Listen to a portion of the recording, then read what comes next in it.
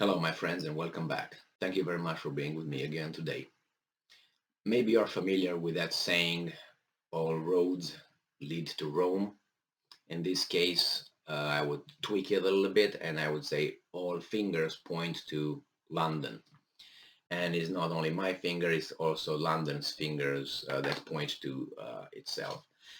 This article is about the Russians pointing out to the main sponsor, main supporter, maybe the only engine that pushes the whole coalition, tries to keep it together to still support the war, the defend the how should I put it, the Ukrainians against the Russians. And Zelensky is not US's boy; it is Great Britain's boy. And United States is involved, obviously, but is not the main violin here. It's a second violin. United States here is like a parent, and Great Britain is like a child, another child, an adult child, I mean, who gets married. So the parent gives the consent for the daughter to marry the boy, the guy. So the United States, makes sure that the daughter doesn't marry a bum. In this case, make sure that Great Britain doesn't make too many mistakes, but is okay with all the marriage thing and all that. So nevertheless, let's go into this article and see what it has to say. This article comes from Newsweek and it's titled Putin Ally Announces First City Russia Will Strike if World War III Starts. I have to confess that when I first read the title, by half of the title, I knew exactly what city they're talking about. And I'm reading it again so you know where you figured it out. Putin ally announces first city Russia will strike. Boom. I knew exactly if World War III starts, it didn't matter. They will strike that. A lawmaker in Russia has become the latest guest on Kremlin-backed television to warn a missile strike on a European capital, naming the city that he believes should be Moscow's first target should World War III break out. Now, when in about 1993, 1994, around that time, after the Soviet Union dissipated, then it was a colonel in the Russian army, and his name is Lebed. And then he got to the rank of lieutenant general in Russian army, and then he had an helicopter crash accident in Far East, somewhere in Siberia, Vladivostok area, somewhere over there. Accident. I don't believe it was an accident, but nevertheless. So when these guys, I'm going to paraphrase what he said. It just, I was like, what is this guy talking about? As I said, that was 1993, 94, around that time. So I didn't make the certain connections, but then I started looking into it, and I said, yes, the guy was kind of right in certain things. I'm going to paraphrase what Lebed said, General Lebed said, then Colonel. He said that island, he was talking about the British islands, they need only one missile. We should send it over there and get over with. We should, he was calling for destroying Great Britain because they talk too much, they create too much problem. And I was thinking, what problem? Great Britain, this and that and this and that. I mean, they did this. At that time, I was not very. I didn't check the other side of the story that we are fed, by governments.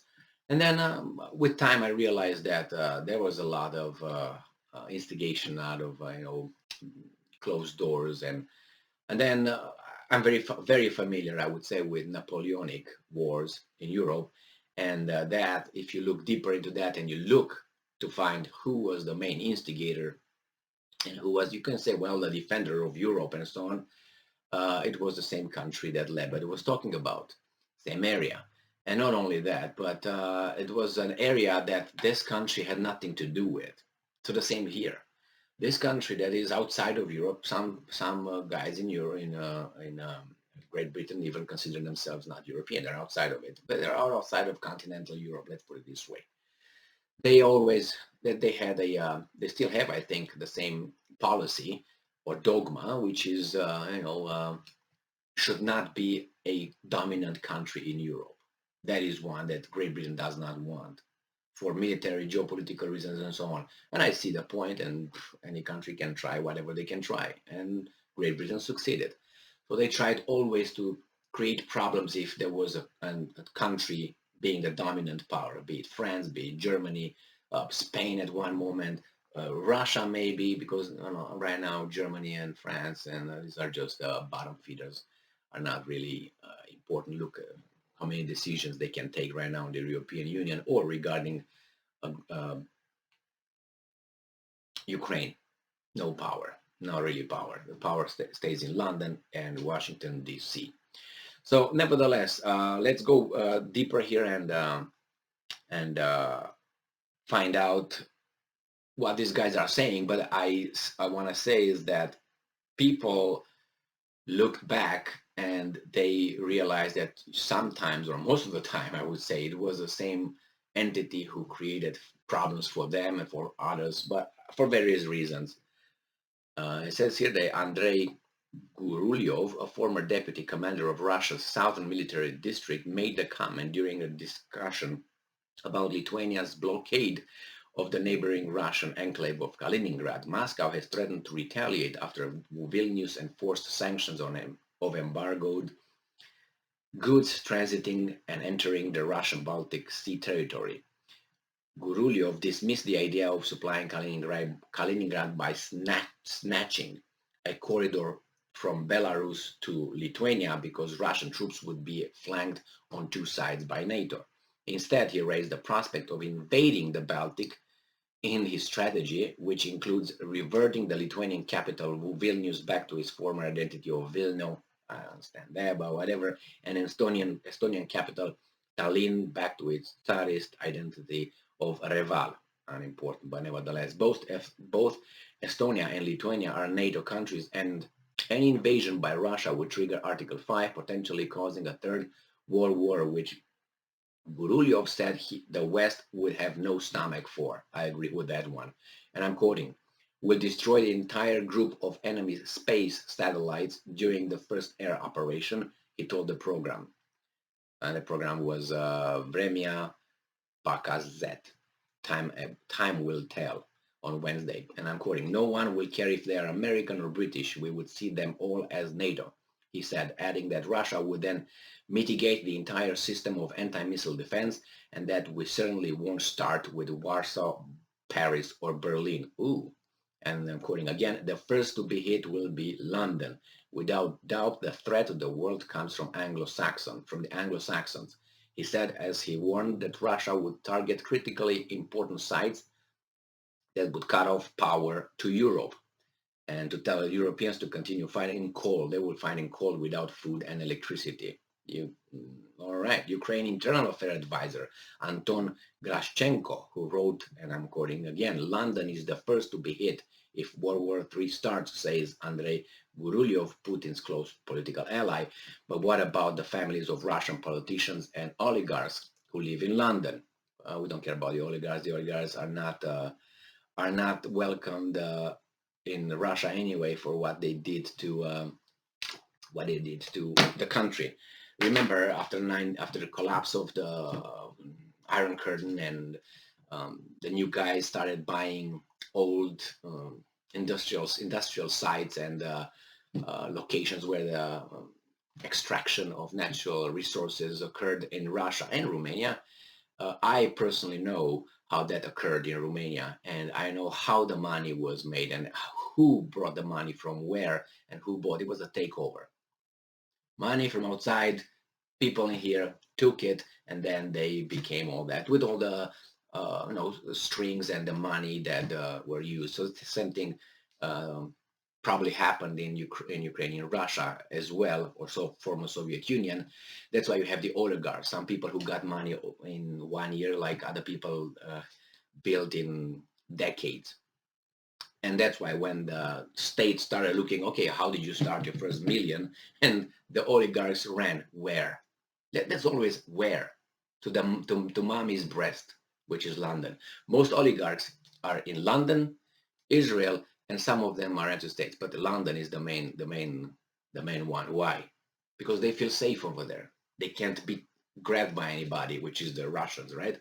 So the Russian and institutions, or whatever you want to call them, Putin, bad Putin, whatever. But it tells you, not because London, you can take the other one. When, of course, London is hatred, yeah, because we always were fought for the good, and we always opposed tyranny and this and that, and that's why. And they come to our land here because we are the spreaders of this and that, and we are a free country. Well, you know that's not true, because I'm going to use examples to dismantle this attitude. And the main one, and one that I'm going to use, is always Iraq. Okay, with Iraq was a clear example that anybody can use forever as a up thing. Okay, where intelligence services from United States and Great Britain, should I say it, did not tell the truth, and that destroys the credibility for that for that those institutions forever. Because remember, countries were destroyed, millions of people dispersed and killed. So yeah, for that, and nobody was punished. Nobody was punished. But if you do something at work, you can get fired, even if you just, well, I don't know, you said something wrong.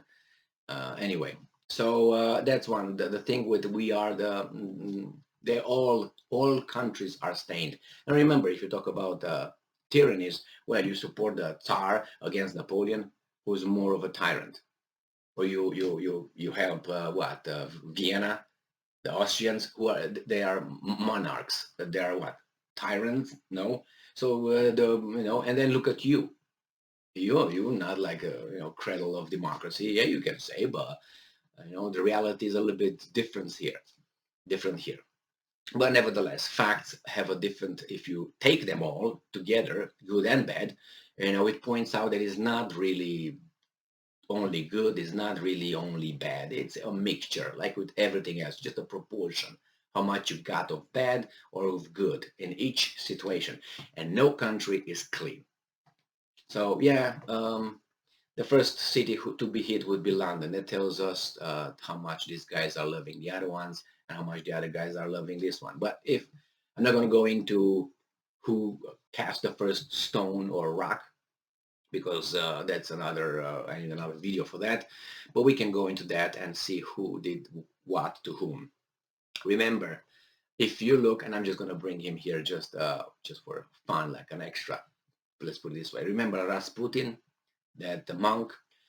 If you look at his assassination, when he was assassinated, you will find that there were some foreign services involved over there. Can you guess what country? From what country? Yeah, that one. Thank you very much for being with me again today. Stay strong, stay smart, look for the truth, and be just.